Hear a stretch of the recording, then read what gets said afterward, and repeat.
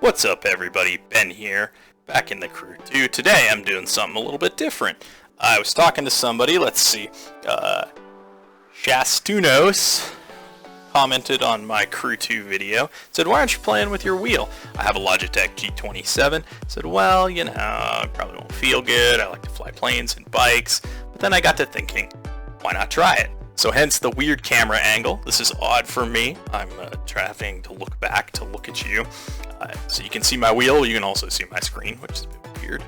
Anyways, we're here in the crew 2. Normally I play with my Xbox 360 controller, but today I'm going to try the wheel. So I tested some settings for the wheel, and I had some weird issues. Some of the time it did something odd, and other times it worked well.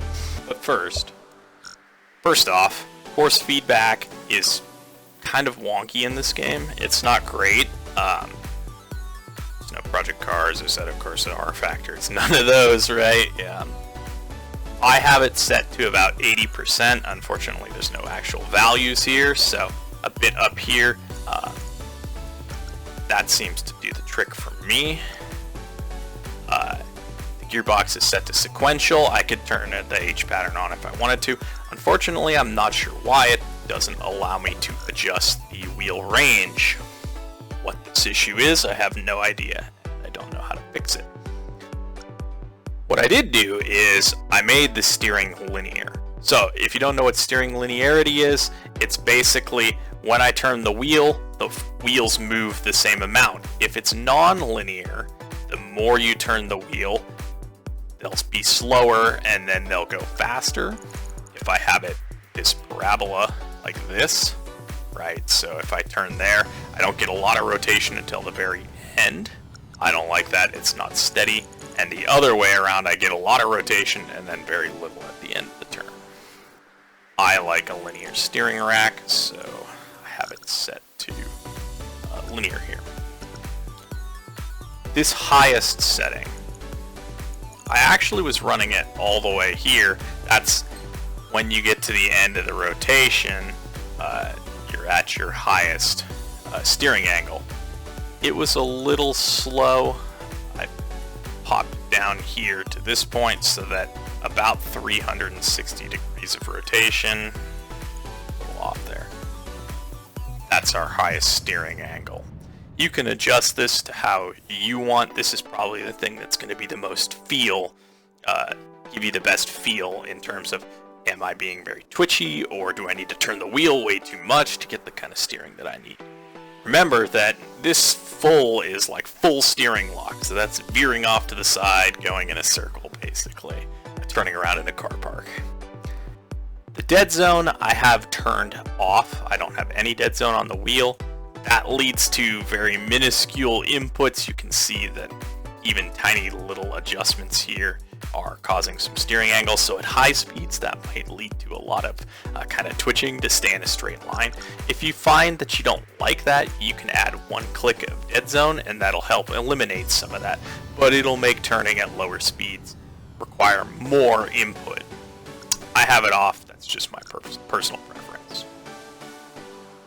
In terms of throttle, I didn't change the linearity. I want a linear throttle. I did turn the dead zone down though. It had a very high dead zone as a preset, but I don't want that. I want nice smooth throttle, so a little input means a little bit of throttle.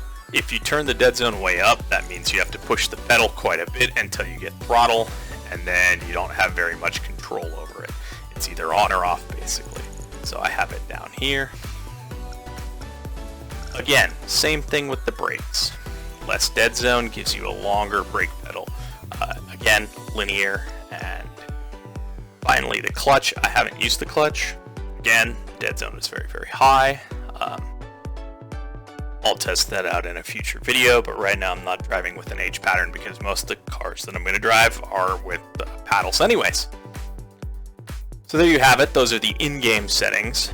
We're here in our AMG GT3. Weird cars are spawning on top of us. Alright. We have gas pedal, we have brake, we have gears. Okay. It's done its odd thing here. You can see, steering is very sensitive. This is full steering lock. So turning the wheel 90 degrees causes full steering lock. That makes this very twitchy. You can see I'm going back and forth very, very rapidly just to stay in a straight line. I am not sure what causes this issue. If you're on PC like me, I have a way to fix it. If you're on a console, I'm not sure if it will happen, and I'm not sure if there's a way to fix it.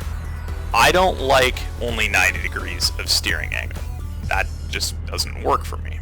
So let's go into our options here and check things out.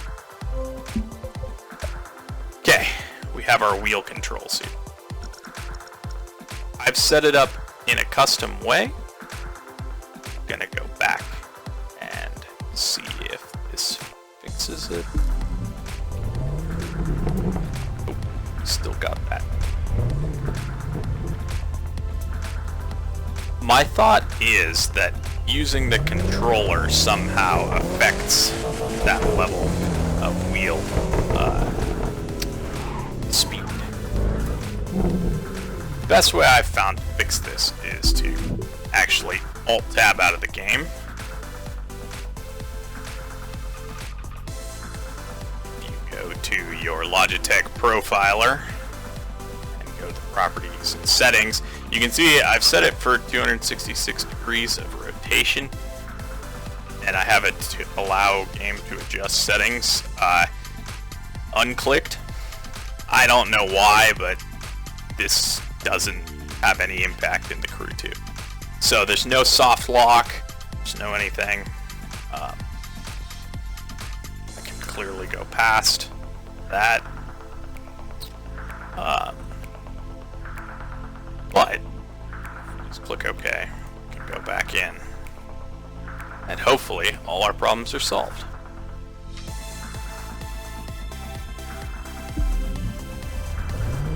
Okay.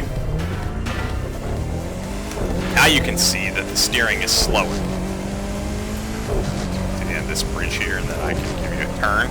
So before, when I went to 90 degrees, that was full steering lock. That was way too twitchy. Now I go to 90 degrees, and I'm getting like a normal real car's amount of steering lock. This leads to being able to control the car better. So, if you're experiencing this problem, my hypothesis is that it's if you have the controller plugged in at the same time, or which input device it detects first. I haven't been able to replicate this steadily enough to be sure of that, but this is a way to fix it, at least on PC. Alt-Tab out, and you'll be able to slow your steering down. Now, if you're on PC, like I said, we can do some things with the Logitech Profiler. We go back out here, we go to our Logitech Profiler, devices, game controllers, and we go to our Logitech G27 steering wheel. Like I said, the degrees of rotation didn't really seem to make a difference. What did was, I have all the feedback up to 100%. I didn't feel much difference. Again, the force feedback in this game is not great. What gave me the most different feeling was the centering spring strength. So for those of you that don't know, the centering spring is how quick the wheel snaps back. It's the force that pulls it back to center. When I tried it originally, I tried it at 100%. That was a little too heavy for me. You're fighting the turning of the wheel back, and you're getting a good workout. Your back's going to be sore at the end of a long session. For me, 80% is good. The wheel is not too flimsy, but it's not too heavy. For you, it might be different, so you could adjust it up or down depending on your preference. Again, sorry, I don't have... I have this unchecked, allow game to adjust settings. That just made the game feel better for me, because then I could adjust it in the profiler.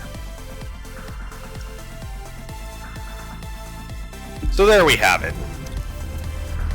If if you do want to try the Crew 2 with the wheel, and I'm thinking about using the wheel maybe for like a long cruise. I'm not sure if I would play it casually. Maybe if I have a specific, like, hey, I want to go from New York to LA casually or something like that, in car, in first person, I might use the wheel for that just to give it a cruise. Maybe I'll try doing some racing. You can still have your gamepad plugged in at the same time too, which allows me, you know, to say switch to a motorcycle or fly a plane much easier. There are ways to map the buttons on the wheel, so you can. They do have the paddles are pitch for planes and things like that. That's a little bit weird for me, so I'm going to stick with the controller for that. But for cars, I'm going to give the wheel a go. You'll see some videos of me driving across the US here in the Crew 2 using this Logitech G27. Can't say these settings will work for all other types of wheels, but I'm pretty sure at least for most Logitech wheels it should hopefully work. I have seen some things in the forums that maybe the G25 has some issues. Hopefully that's not the case, but we'll see. Hopefully they'll keep updating this as well. Anyways, that's it for me. If you like this, be sure to hit the like button. If you're not already, consider subscribing to the channel for more tutorials and just more fun videos. I like to do a lot of racing content, but I also do other types of games. And that's it for me. I'll see you in the next video. Bye for now.